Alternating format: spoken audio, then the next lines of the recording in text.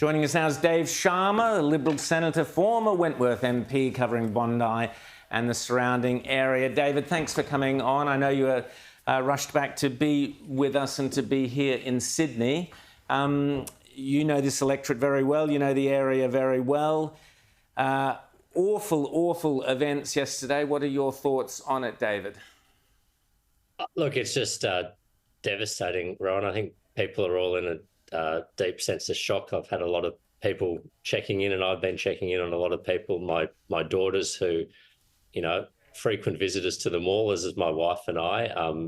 You know, it's the central shopping district, if you live in the eastern suburbs, where people do their groceries, where children go to the movies, where, you know, kids don't go and do dance classes.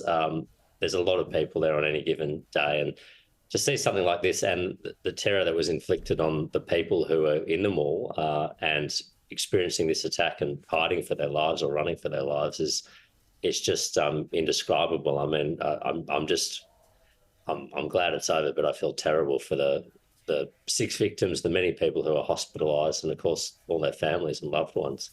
Rita. Despite that horror, you must feel proud of your community there, because from all the footage we've seen, there was just incredible courage shown by so many, not just the police officer who took down the knifeman, but just ordinary people arming themselves with plastic chairs and bollards and running towards danger. Oh, absolutely. I mean, you know, a lot of people civilians who are unarmed and obviously untrained, doing their best to deal with this offender, to deflect him away, to repel his, you know, assaults. And of course, the lone police officer, I mean, what a tremendous act of bravery. And thank God she had the presence of mind to do what she did and stop the loss of more innocent life. I mean, I think we've heard many acts of bravery and we've seen some footage of it already, and I'm sure we'll have or see and hear many similar stories in the days to come. It was nice to see. I know it's small comfort to many people, but it was just heartening to see humans looking out for one another in a terrible situation. Liz. Dave, having been ambassador to Israel for some years prior, were you hearing from quite a few people in the Jewish community, in your former electorate, who obviously, until the police made known rather late last night that they believed that this was no link to terrorism, they were probably more concerned than most in the area, fearing for the worst?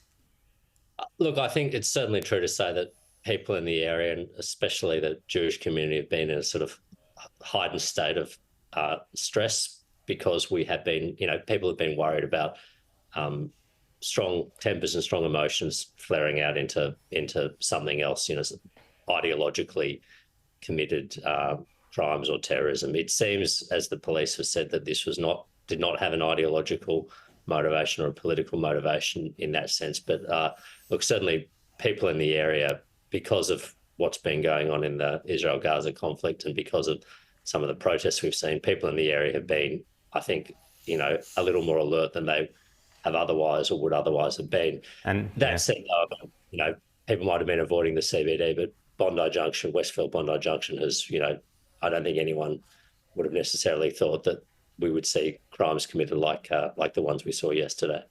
And just very quickly, David, you did live, as Liz said, you were the ambassador to Israel. In fact, I had a wonderful dinner with you one evening. Thank you very much. There in Israel.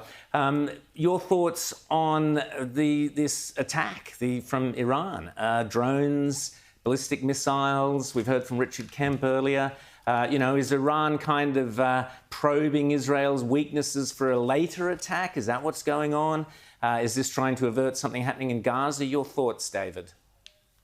Look, I think the attack has been widely telegraphed, obviously. I think for Iran, to be honest with you, it's about preserving some of their, you know, national dignity or reputation, because the blow that Israel dealt them in Damascus on the 1st of April, killing 7 of their senior generals, has been quite a humiliation for the regime.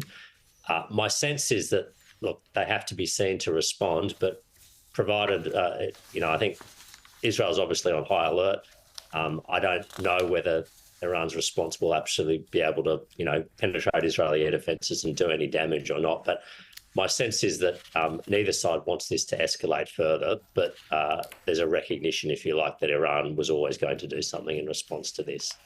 Dave Sharma, thanks so much for talking to us, and I trust all your family are well and safe there in Bondi Junction, in that area. Thank you so much, Dave.